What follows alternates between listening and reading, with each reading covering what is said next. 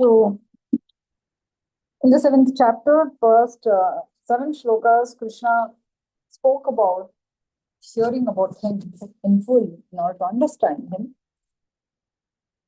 Then, uh, Krishna is the source of both material and spiritual energies.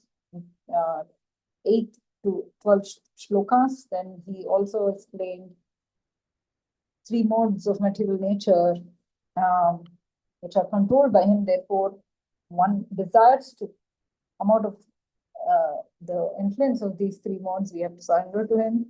13th, 14th, then 15 to 19, 4 kinds of impious who do not surrender to Krishna, and 4 kinds of pious who do surrender to him. Then this is 15th to 19th. Then from Shloka 20th to 25, Krishna also talks about people who have faith, but their faith is reposed in devatas. So some are also dedicated to impersonal Brahman. So they're called as impersonalists.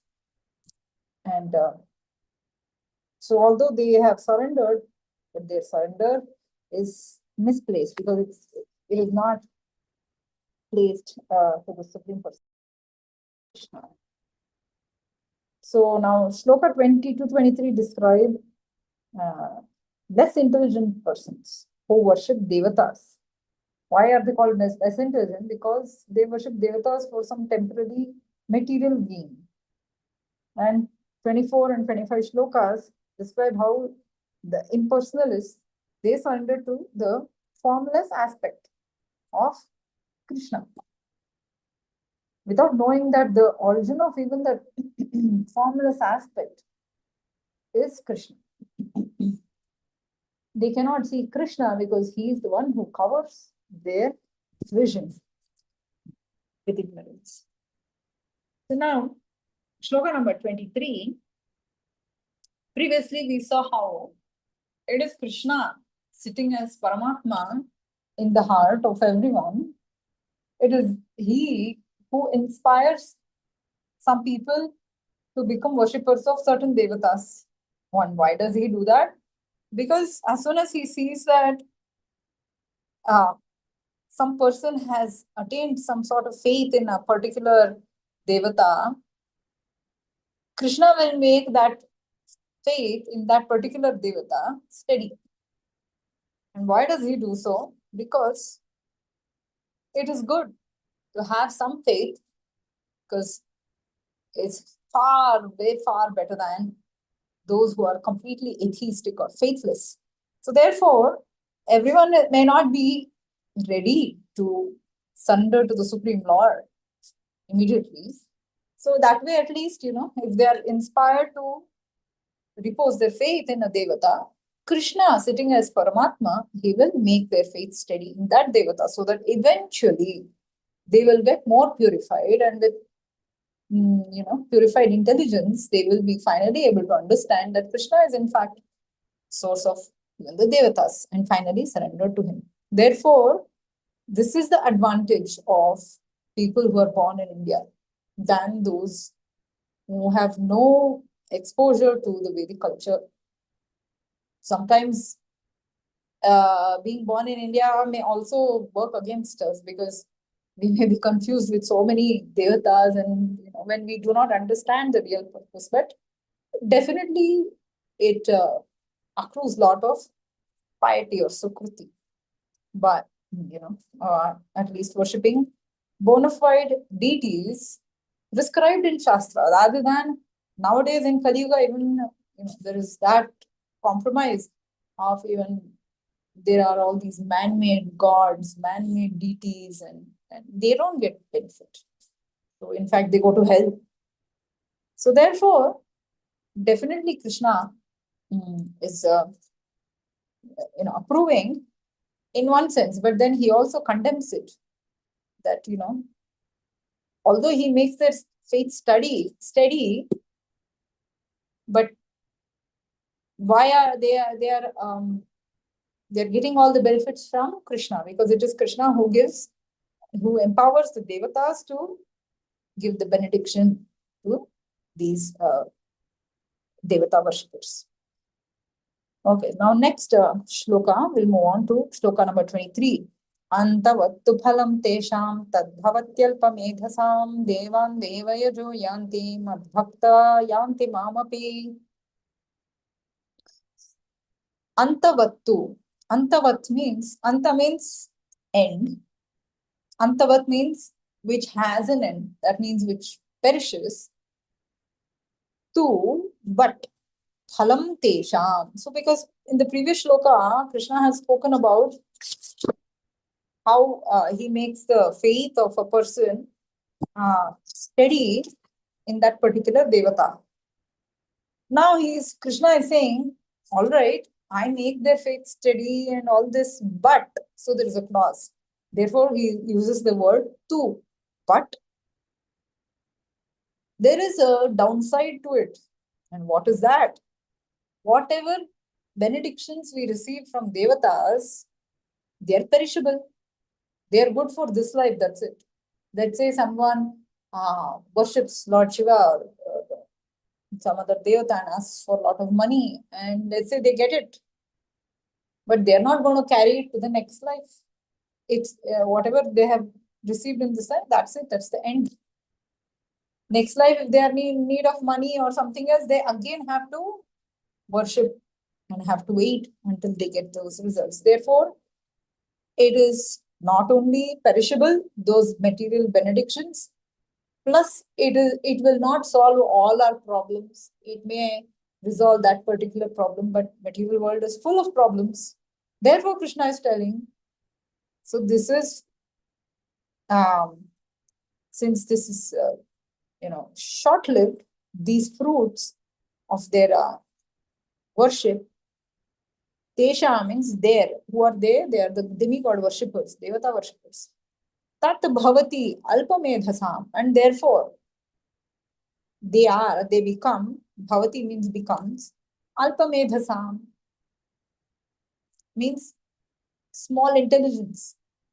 Medha means intelligence, alpa means small intelligence. Because the fruits of all their puja and worship of these devatas, they come to an end.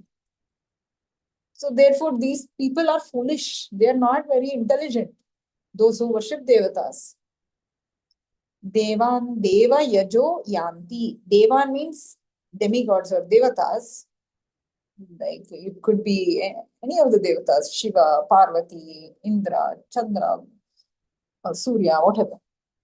Deva Yajaha, that means the worshippers of devatas. Yanti means they go. So worshippers of devatas, where do they go after this life? They go to the planets where those devatas are living. Similarly, Mad Bhakta Yanti Mamapi. Similarly, my devotees, that means Krishna's devotee, they go to where Krishna is living. Yanti means they go. Mamapi, to me, that is to Krishna. Mad Bhakta means my devotees.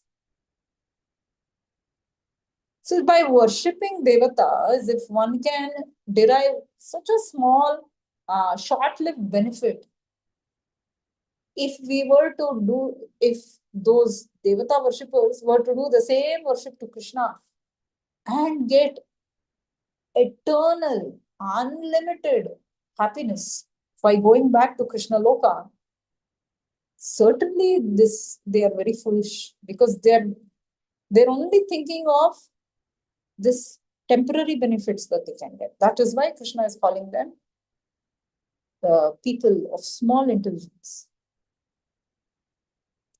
So if we approach, usually this is the example that is given. Let's say someone, a beggar, somehow or other, he's brought to the audience of a millionaire or a billionaire, and they tell him to ask. Okay, fine, ask him. Now he's willing to give you. Now he can ask for anything or everything. And if he ends up asking for some 10 rupee or maybe even 100 rupees or whatever. Certainly he is foolish, he is very less intelligent. Therefore, these Devata worshippers are also like that. Because they have the Supreme Lord he is willing to give them everything. But why go to them? Because of their tiny intelligence. They are not foreseeing, they're only caught up. So material vision makes our intelligence also very, very constricted, very small. We are only worried about in material life, mostly people are worried about just day to day. How do we get through this day? How do we, especially people who are poor, for them, because they don't have much means, money. So they're only working hard just to make their ends meet for this day. That's it. And all their time and effort, their intelligence, everything goes in. And even the so-called rich people, they're all worried. Okay, poor people are worried how to make money so that I can pay my bills for today. And rich people are worried how to keep this money which I have got and not lose it. So it is all about this temporary life. Nothing beyond this. I mean, they are not even assured, nobody is assured how long we are going to live. Then it becomes even more important, especially in Kali Yuga, because we have no assurance of our lifespan. So it becomes even more important that what should we do to come out of this precarious situation, rather than wasting our time only on day-to-day temporary matters. Anyway, we have to do what we have to do on a daily basis, but we have to limit it to such an extent that we can maximize our time for Krishna consciousness. Otherwise, we have lost the game of life. So that's what is happening for most materialists, because anyway they have no idea what they are missing about. Now comes the second class of people who have misdirected intelligence. One is the Devata worshippers now, another is the impersonalists. They think they know what is absolute truth, and they're completely wrong. So that is what Krishna is talking about now in the next shloka, number 24.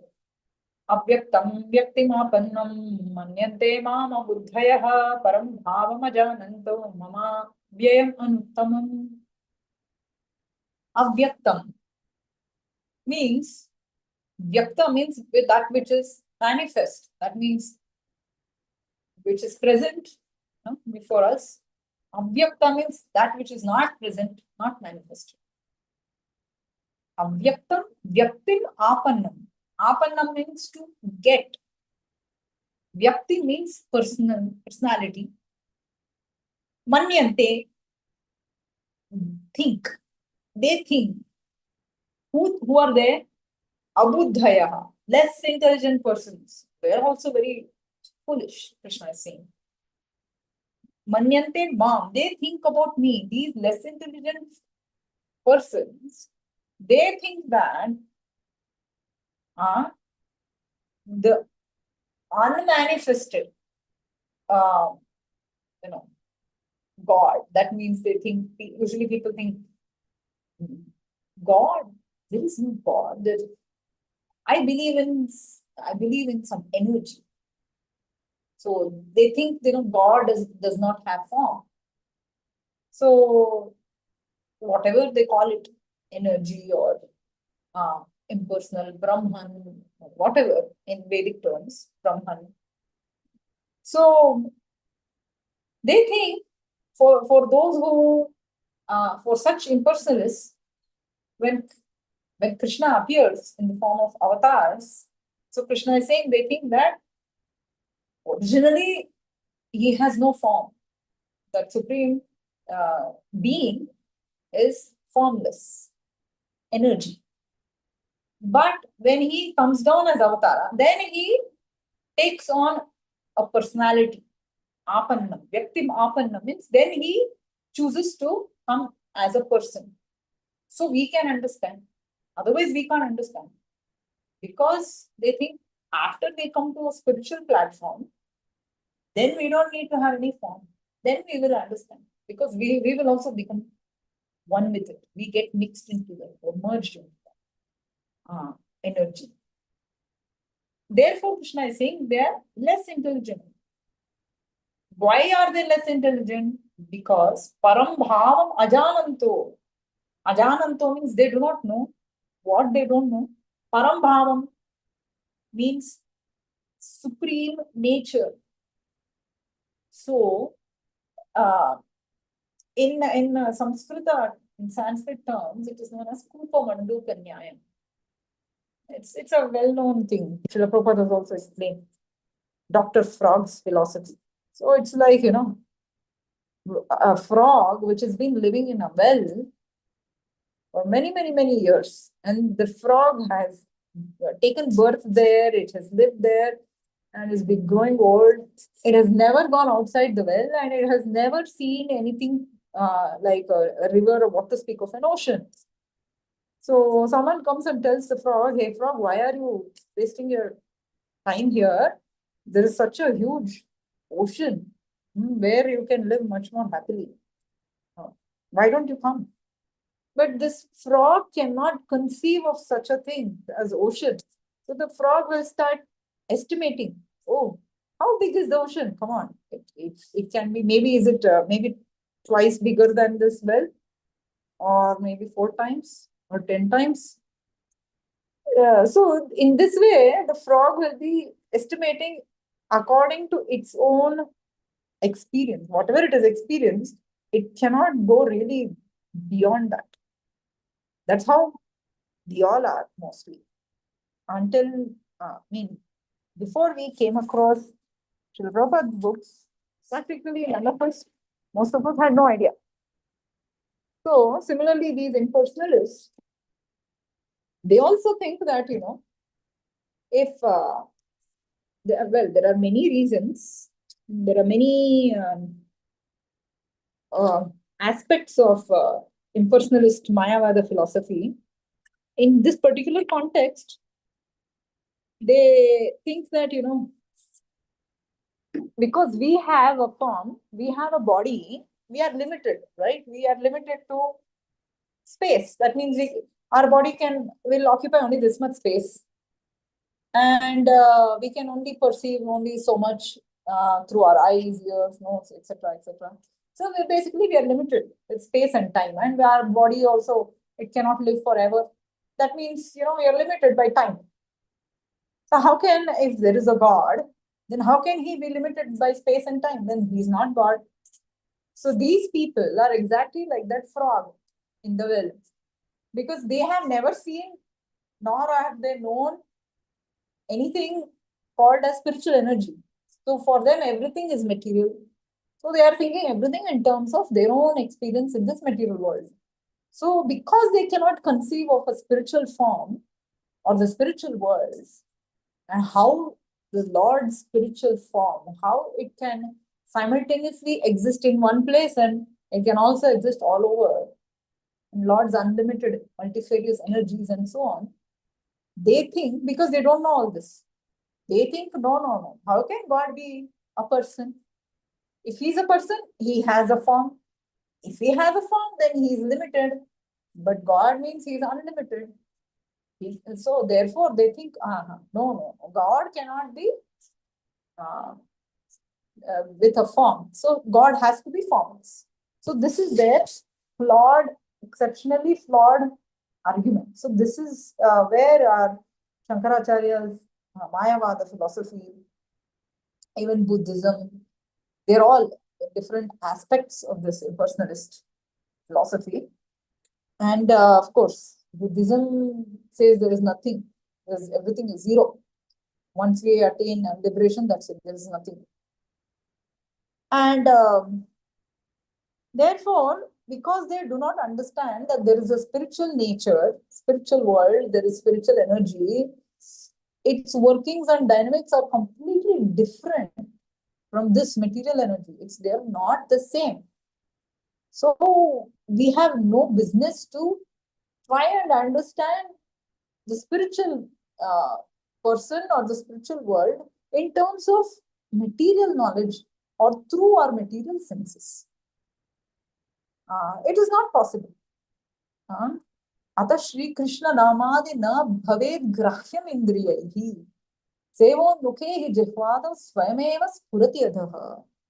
So this Srila Prabhupada would often quote this shloka from the Shastra saying, Shri Krishna's Nama, Rupa, Guna, Leela, all this, his name, his form, his Leela, his spiritual abode, even as devotees, even we cannot completely perceive. Because to the extent our senses and the mind and intelligence are spiritualized, to that extent we can understand. So therefore, how can we really understand? Then how can one, that means can we never get the darshan of the Supreme Lord's divine form? No, that is not true. Many have attained perfection. Many have seen Shyama Sundara Krishna, Sri Radha Krishna, right with the same body, same eyes. Now, how is that possible? Sevon mukhe jihvadau. Only by doing seva, when the Lord is pleased, He will descend as the holy name, as the Shuddha Nama, Rupa, Guna, Leela. He will manifest in front of us. Therefore, it is not possible by our own endeavor. This they do not know. Therefore, Krishna is saying, they don't know my spiritual nature. Then they do not know Mama Avyayam Anuttamam Param Bhavam. So, what is the spiritual nature? How is it like? It is imperishable, not like the material nature. It is not. It is perishable. Material things are perishable. Anuttamam. That means it is supreme. The Supreme Lord's nature, His spiritual form, name, qualities, and all. They are imperishable and they are most wonderful, supreme. Next, shloka 25. Naham prakasha sarvasya yogamaya samavritah modhoyam na vijanati nukomamajam avyayam. This is also another these two are very famous shlokas, actually, very important. So he's saying, na aham prakashaha sarvasya. Prakasha means, it can mean light, it can mean to be manifest or to be visible. Na aham, he's saying, Krishna is saying, I am not visible or I am not conceivable. Sarvasya means to everyone. Why?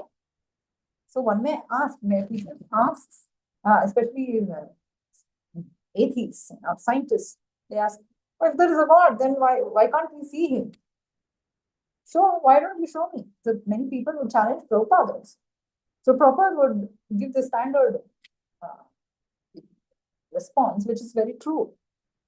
He would say, even if I show you God, you will not be able to see Him because you don't have the eyes to see Him.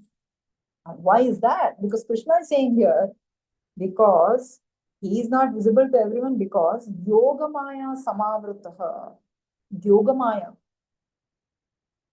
is covering our knowledge, or sorry, it's covering the Lord, actually. Just like there is the sun Devata in the sun planet.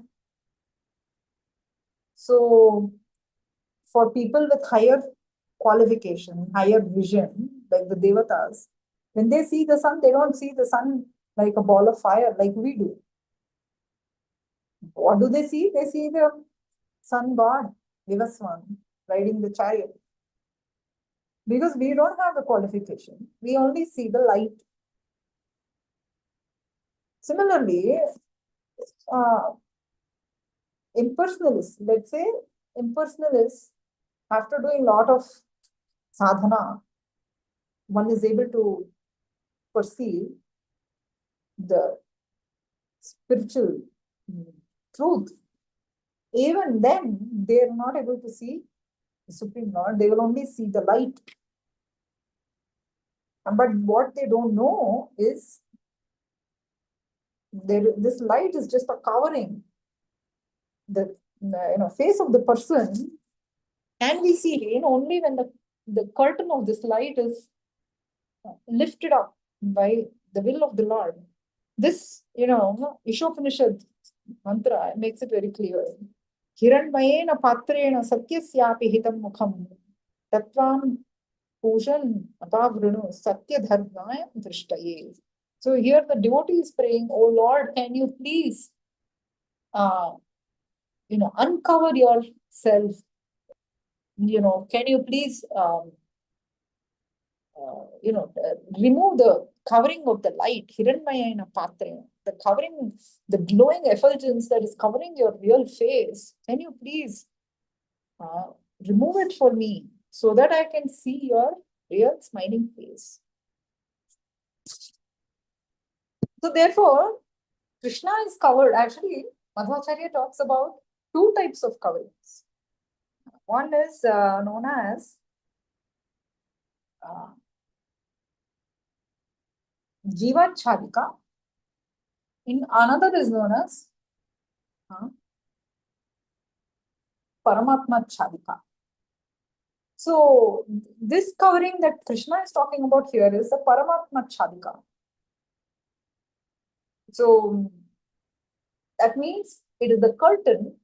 Chadika, Chadana means it's like a curtain of spiritual light that covers the face of the Lord.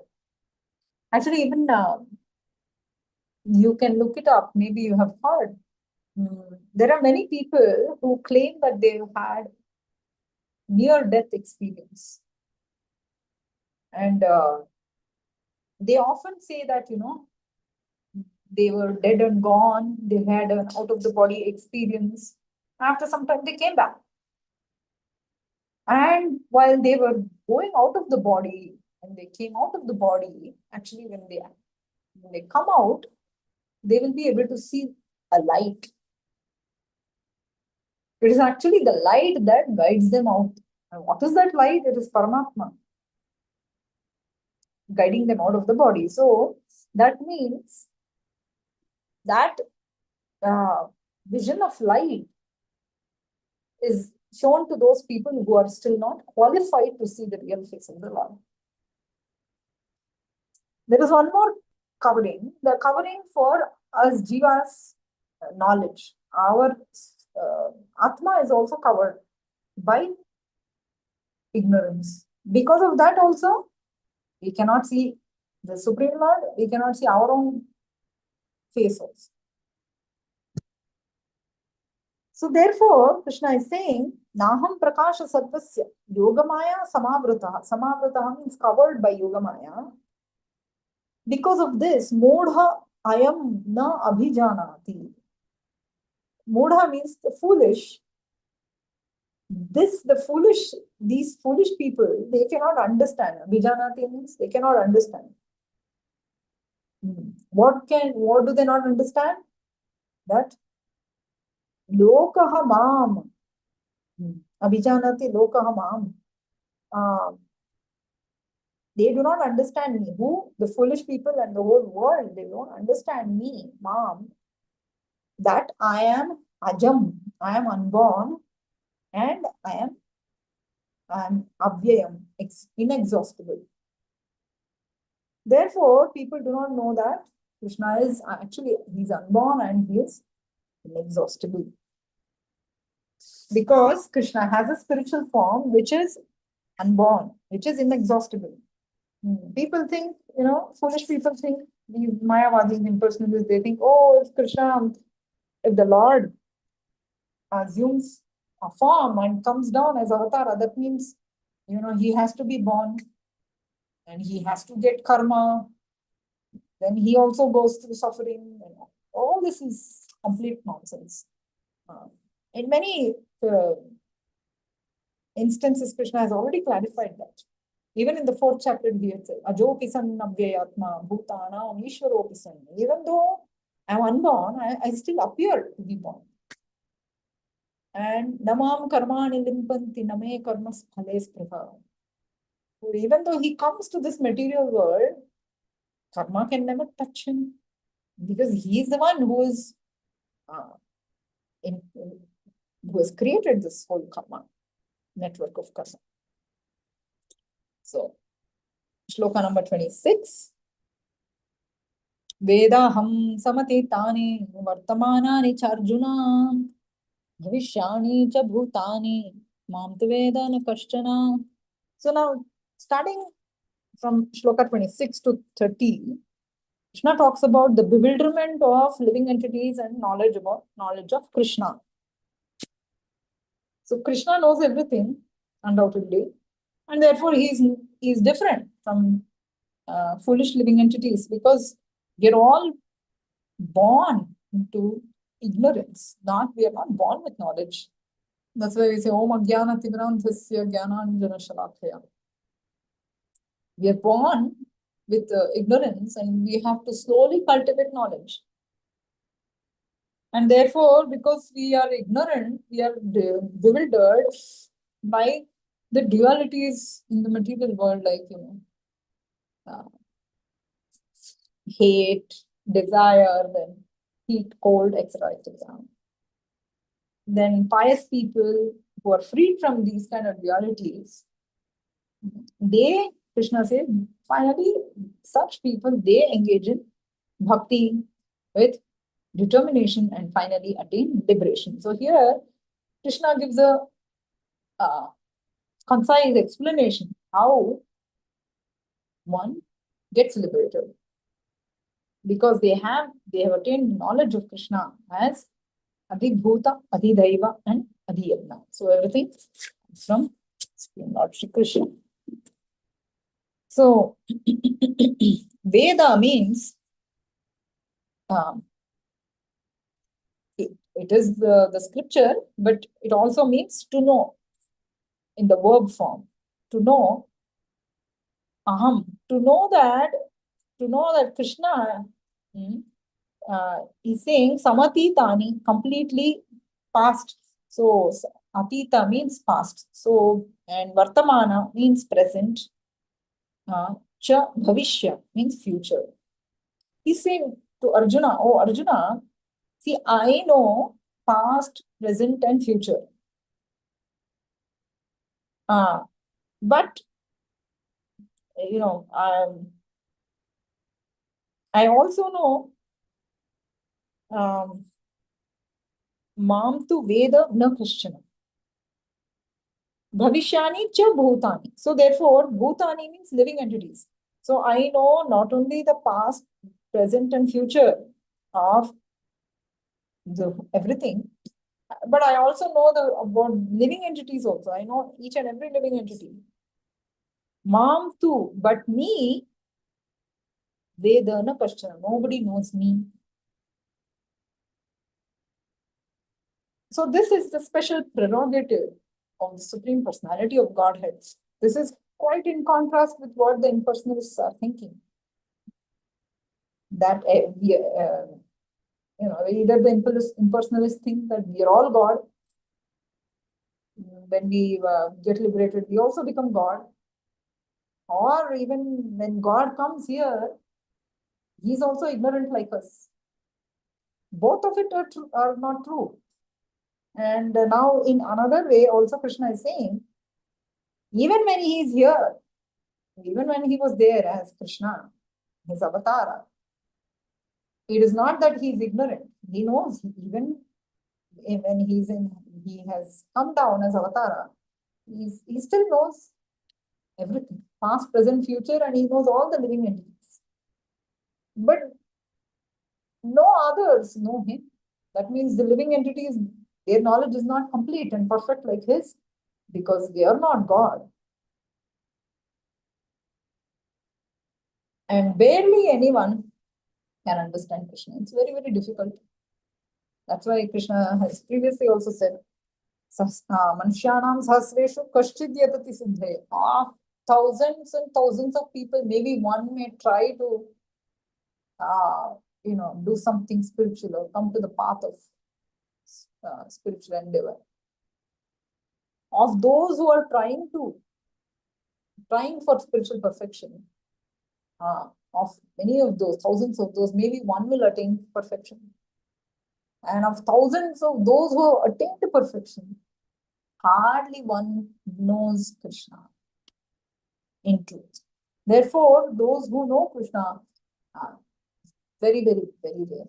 And who are they? Those who know Krishna are his pure devotees, who are very rare. Because only through bhakti we can know Krishna. Because he says it himself, Bhakti Ama Abhijanati Yavan Yashchasmi Tattvataha. Next shloka.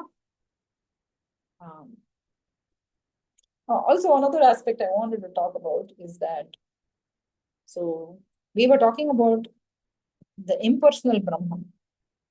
So Srimad Bhagavatam makes it very clear that it is the same Supreme Lord who's realized in three different stages. First is the impersonal light, just like the sun. So first we see the sunshine. By looking at the sunshine, we know, oh, okay, sun has come out. Then we see the sun disk. And higher are those people who actually get to see the sun god. So there are three stages of knowing the sun. Similarly, vadanti tat tattvavidastatvam yadgnanamadvayam brahmeti paramatmeti bhagavan iti shadhyate. So the first stage of knowing God is Brahman, just like the sunlight. There is the same, light is actually that we see in the sun. It is actually reflected from the spiritual light, which is coming from the Lord Shri Krishna. Krishna Surya Sama Maya Maya Andhakar.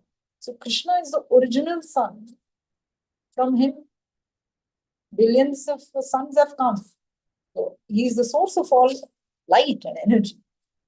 Therefore, naturally, he will also have his prabha or his effulgence. He's obviously the most effulgent personality. Therefore, how much more light and effulgence must be coming out of him? Not to speak of this one small sun that is lighting up the entire material universe. Therefore, that the light coming out of the bodily rays of Krishna's light, that is known as Brahman or the impersonal light. This people think some sect of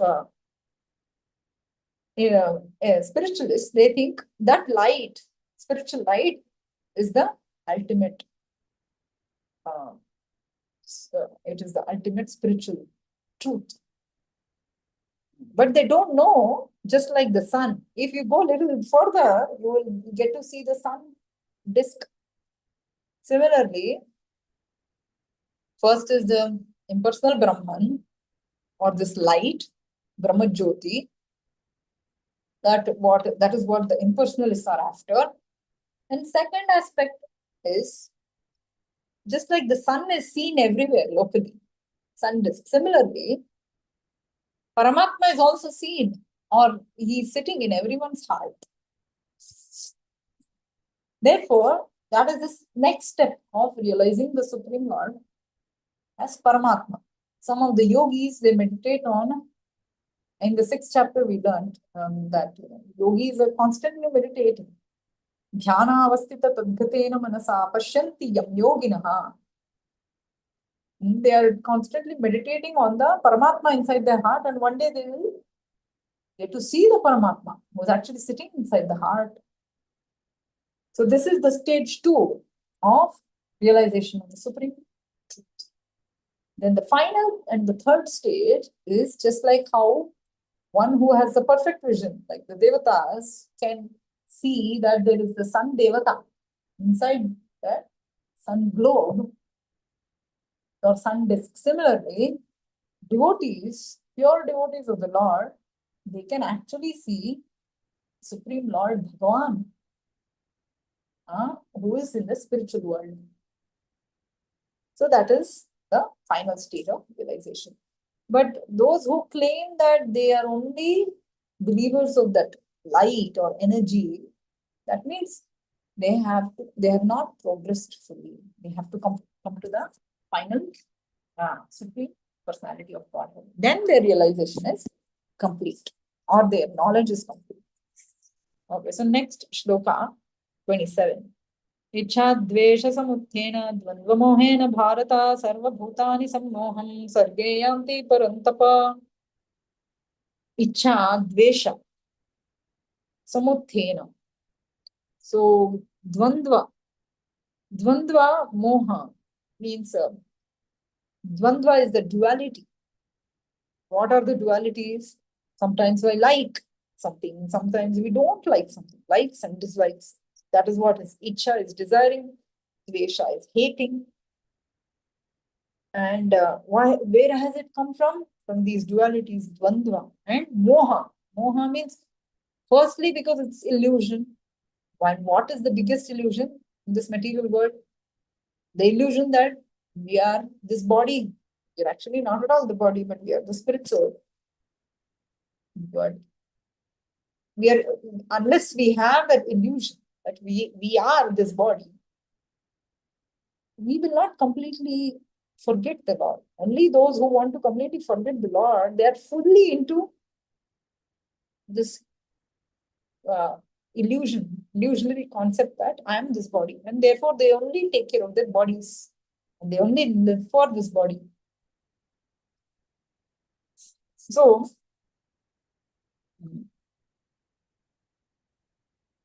Ichhadvesha samuthena dvandva mohena bharata. Bharata means Arjuna. Sarva bhutani sammoham. Sarva bhutani sammoham. Bhutani is living entities. All the living entities are put into such delusion. Sammoha means delusion. Sarge yanti parantapa. So when it is not that we get deluded at some point in life or after we cross a certain age. No. We are even born. We have been born into delusion. Sarga. Sarga means it's not even just the regular birth. Sarga means it is the time of creation. So even at the time of creation, when we start our activities back from where we had left in the previous creation. So this is a cycle of creation, maintenance, and then so Srishti, Sthiti, Pralaya. So once this whole creation is destroyed, the living entities will be resting within the belly of Mahavishnu. That's what Bhagavatam says. And then after some time, again, living entities are sent back into this material world, and wherever they had stopped, at whatever point of their karma or their evolution, they will again start from there. So that is called Sarga. The time of creation itself, at whatever state of delusion we were there in previously, and previous creation, we will start from there. Some may have been completely bewildered in Tamogana. They will again start from there. Or some may have been Brahmanas in Satvaguna. They will start from there. Some may have been yogis, who have not attained complete perfection. They may have also start from there. So like that. So it all this delusion and duality is arising from desire, hatred, honor, dishonor, All this starts right from when our bodies are created. So next shloka. येषां त्वन्तगतं पापं जनानां पुण्यकर्मणां ते द्वन्द्वमोहनिर्मुक्ता भजन्ते मां दृढं रथाः. So Krishna is saying, yes, all living entities are bewildered and they're caught up in this Maya right from the beginning. There is no escaping. But still, if one wants to escape, there is a way out. How is that?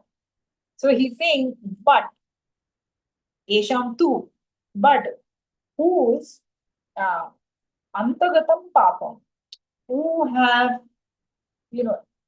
completely, who are freed from sinful activities, right? Who have freed themselves from sin. Antagata means completely freed, eradicated, papam, sin, for such people. Jananam punya karmanam. So one was, and so there are two aspects. One is that we should stop sinning. We should be free from sins. Secondly, that's not enough. We should also act piously. If we act with good, pious activities, then what happens? Jananam punya karmanam. Punya karma means pious activities. Such people, they dvandva moha nirmukta. Then such people, they are freed from what? Dvandva means these dualities, moha, the delusion or bewilderment that Krishna was talking about previously. What we have attained even at the time of creation, but let's say we stop sinning and we have completely freed ourselves from all sorts of sins, and we have also acted piously. Pious activities means it is bhakti. Because ordinary pious activities mean just like feeding the poor, or this will not give us freedom from duality, because that will not give us such a bhakti or jnana. Only bhaktya sanjayate bhaktya. Only bhakti can give us bhakti. That means by doing sadhana bhakti, we will come to full shuddha or prema bhakti. Therefore, te dvandva moha nirmukta, they become freed from dualities and illusion. Once they become free from such duality and illusion, what will happen? Bhajante mam dhridavrata. All these while they were also doing bhakti. So the Krishna is here talking about anartha nivritti. So once we start doing sadhana bhakti, our anarthas will start going away, because here we are supposed to follow regulated principles. That means we have to stop committing sins. That's what Krishna is talking about. After completely eradicating all our sins and simultaneously doing punya karma, or in this case it is sadhana bhakti. We are following all the rules and regulations, we are doing sadhana bhakti, then what happens? Because now we become freed of all these dualities and illusion, delusion, all this. That means whatever the outside world talks about, this is not good, that is not good, according to their own speculation, we will no more be affected by it. So when we become free from such dualities and illusion, then we become very fixed in our determination and in our practice of bhakti. Only then we can start following very strictly, and we can be fixed in firm determination and firm practice of bhakti. Bhajate mam dhridavrata. Dhridavrata means determination.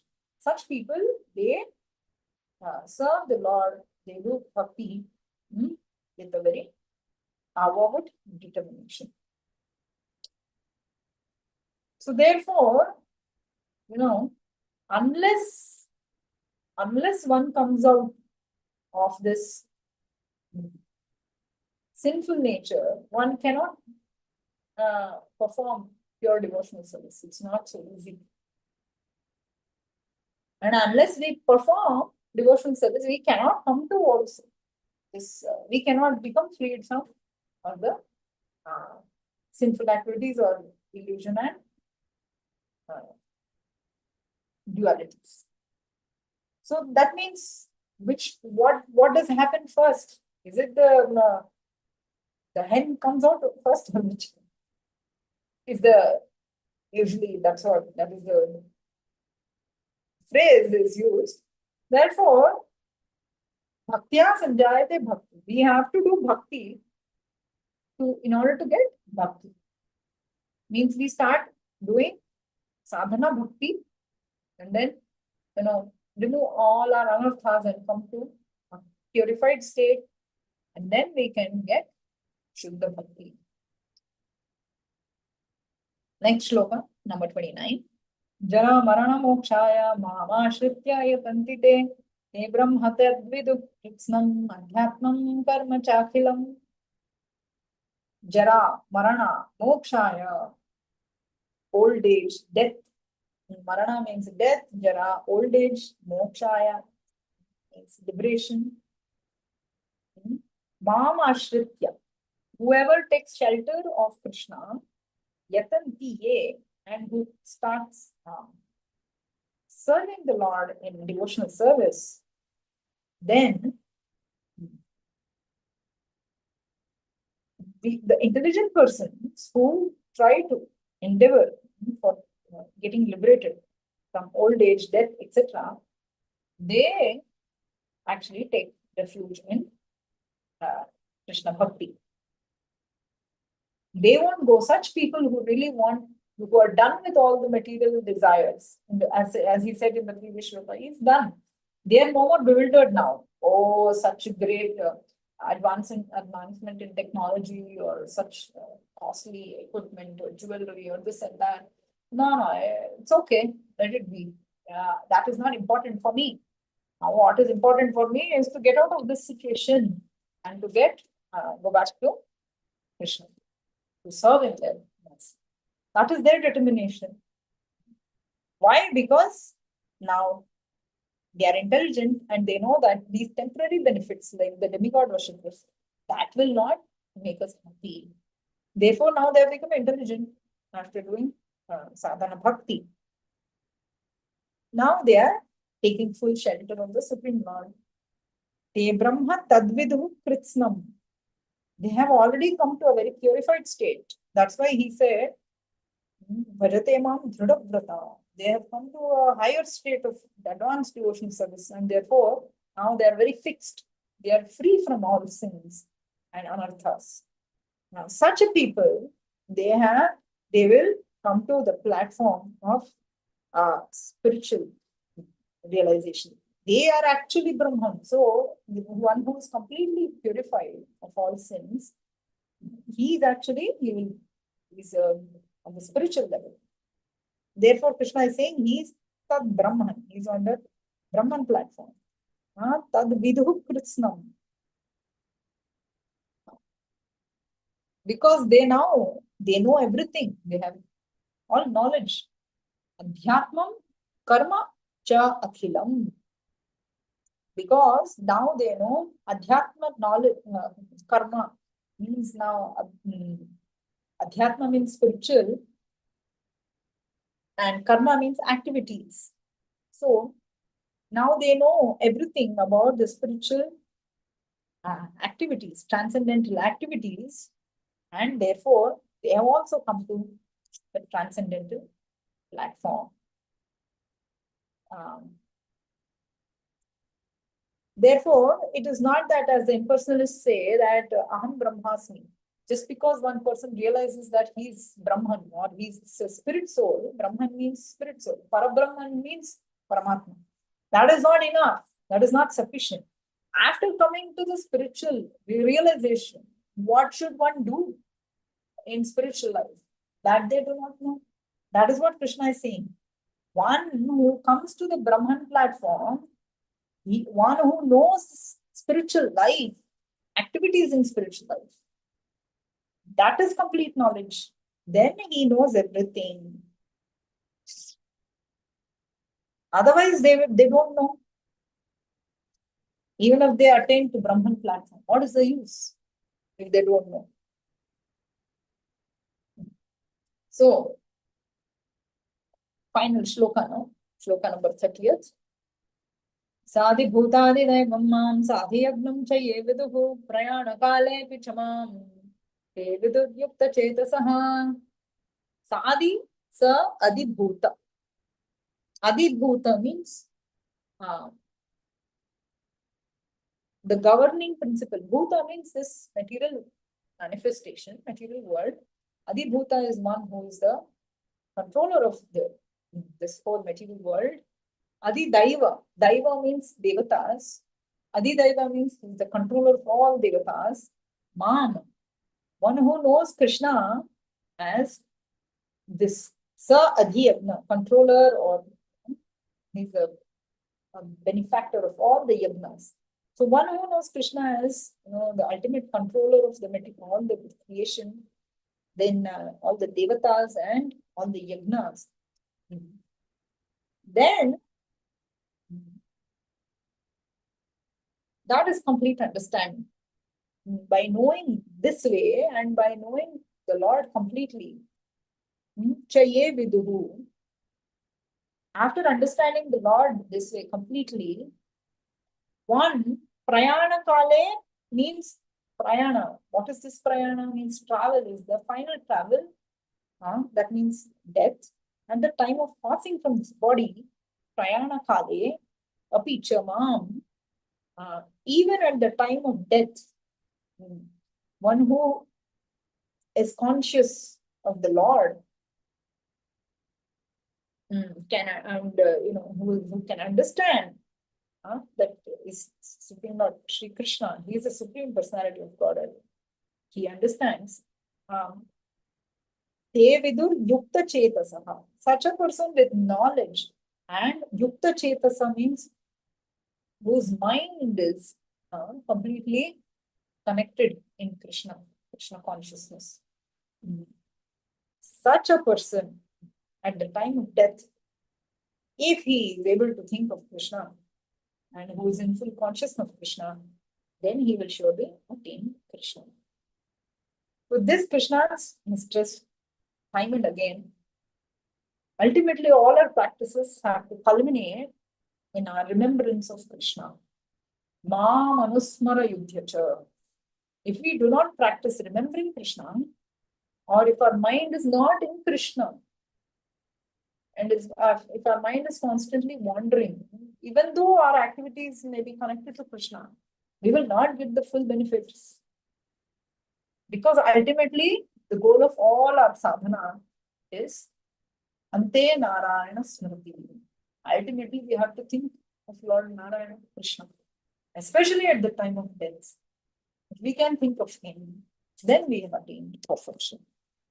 And how can we think of him at the time of death? Unless we have practiced that all our life, we cannot think of him at the time of death.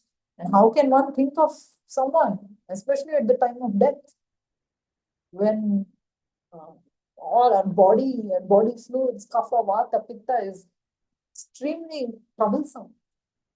Only we will think of only that thing or person whom we are attached to so much, naturally. And when we get hurt or something very badly, we call out mother or father, whoever, because we are very attached to them. Similarly, if we do not develop attachment to Krishna, how can we think of him? Therefore, ultimately, it all comes down to Krishna Prema. Unless we develop love for the Lord, we cannot remember him always. All right, thank you, Matajis. Hare Krishna. So this marks the end of chapter 7. Thank you, Mataji. Hare Krishna.